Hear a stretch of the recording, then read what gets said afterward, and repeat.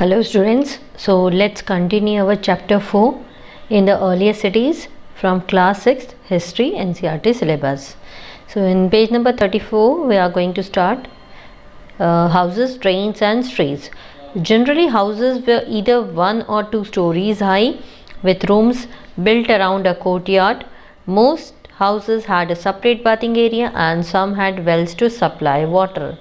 तो आमतौर पर ये जो घर जो हैं वो 1 या 2 मंजिले होते थे यहाँ पर, जिसमें एक आंगन और आंगन के चारों ओर कमरे बने होते थे। और ज़्यादातर जो घर है वहाँ पे एक अलग ही नहाने की जो जगह होती थी, और कुछ घरों में जो पानी है वो कुएं से लिया, मतलब वहाँ से सप्लाई यहाँ पर होता था। Many of these cities had covered drains. Notice how carefully these were laid out in straight lines. Although you cannot see it, each drain had a gentle slope so that water could flow through it. Very often drains in houses were connected to those on the streets, and smaller drains led into bigger ones. As the drains were covered, inspection holes were provided at intervals to clean them. All three, houses, drains and streets, were probably planned and built at the same time. तो इनमें से कई शहरों में जो ये drains होते, जो नालियाँ होती थी वो कवर होती थी, और इनको इतनी सावधानी से सीधी लाइंस में बनाया गया था। हालांकि इसे आप देख नहीं सकते, हर एक नाली में हल्की सी एक ढलान होती थी ताकि जो पानी है वो इसके माध्यम से बह सके, एक जगह स्टोर होके ना रहे, क्योंकि अगर एक जगह पानी रह जाता है तो उसमें मच्छर वगैरह होते थे, इसीलिए इसमें थोड़ी सी ढलान दी होती थी। बहुत जो गांव के घरों में नालियाँ जो थी वो सड़कों से जुड़ी थी ना, और जाके फिर नालियों में मिलती थी, और ये छोटी नालियाँ क्या होती थी बड़ी नालियों में जाके मिलती थी। क्योंकि ये नालियाँ ऊपर से कवर्ड होती थी, इसलिए कुछ अंतराल में इनको चेक किया जाता था, इनकी साफ़ सफाई पे ध्यान दिया जाता था। ये तीनों के तीनों, यानी कि वहाँ के जो घर हैं, नालियाँ हो गई और जो सड़कें हो गई, तो तीनों को ही बहुत ही प्लानिंग से यहाँ पर बनाया गया था। नेक्स्ट टॉपिक है life in the city. A Harappan city was a very busy place. There were people who planned the construction of special buildings in the city. So this were probably the rurals.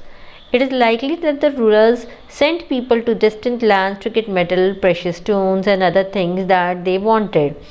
They may have kept the most valuable objects such as ornaments of gold and silver or beautiful beads for themselves.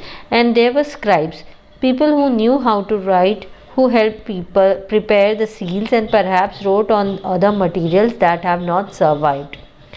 तो हड़प्पा शहर बहुत ही busy place था, यानी कि वहाँ पर बहुत ही कामकाज चलते रहते थे, बहुत भीड़ भाड़ होती थी। शहर में ख़ास तरह की जो बिल्डिंग थी उसका निर्माण कुछ लोगों ने एकदम पूरी प्लानिंग से उसका किया था। ख़ास तौर पर शायद जिन्होंने इसकी प्लानिंग करी होगी वो राजा ही होंगे, और ऐसा माना जाता है कि शायद राजा ने अपने कुछ लोगों को दूसरी जगहों पर भेजा होगा ताकि वो वहाँ से ख़ास तरह के जो धातु हैं, कीमती पत्थर हैं और भी काफ़ी सारी चीज़ें वो लेकर आए होंगे, और उन्होंने इन सभी कीमती वस्तुओं को, जैसे कि सोने और चांदी के गहने हो गए, मोती हो गए, इन सभी को अपने पास इन लोगों ने रख लिया होगा।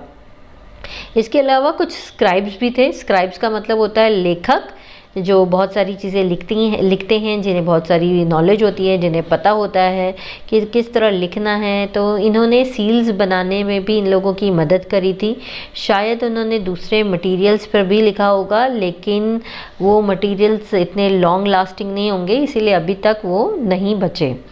Now besides there were men and women craft persons making all kinds of things either in their own homes or in special workshops. People were traveling to distant lands or returning with raw materials and perhaps stories. Many terracotta toys have been found, and a long time ago children must have played with this. तो इसके अलावा कुछ जो आदमी हो गए, औरतें हो गई, या फिर कुछ क्राफ्ट पर्सन हो गए। क्राफ्ट पर्सन यानी कि जो कारीगर वगैरह हो गए, कारीगर लोग जो तरह तरह की चीज़ें बनाते थे। तो ये लोग या तो ये जो तरह तरह की जो चीज़ें हैं वो अपने घरों में बनाते होंगे, या फिर ख़ास तरह की वर्कशॉप्स होंगी जहाँ पे ये लोग बनाते होंगे। और ये लोग दूर दराज के इलाकों में यात्रा करने जाते थे और वापसी में आते हुए कच्चा माल लेकर आते थे, यानी कि रॉ मटेरियल्स। और बहुत सारे टेराकोटा के यहाँ पे खिलौने पाए गए। यहाँ पे आप इस इमेज में देख सकते हैं, ये टेराकोटा के खिलौने हैं। तो शायद ऐसा माना जाता है कि यहाँ पे जो बच्चे हैं वो इन टेराकोटा के खिलौने से बहुत लंबे समय तक खेला करते होंगे।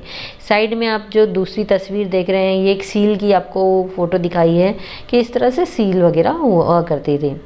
तो यहाँ पे आप देख सकते हैं कि अलग अलग आपको इमेजरी है। Street in the Mohenjodaro with a drain top, ये आपको सब ऊपर वाली जो इमेज दी है ये ड्रेन दिखाया है मोहनजोदड़ो में।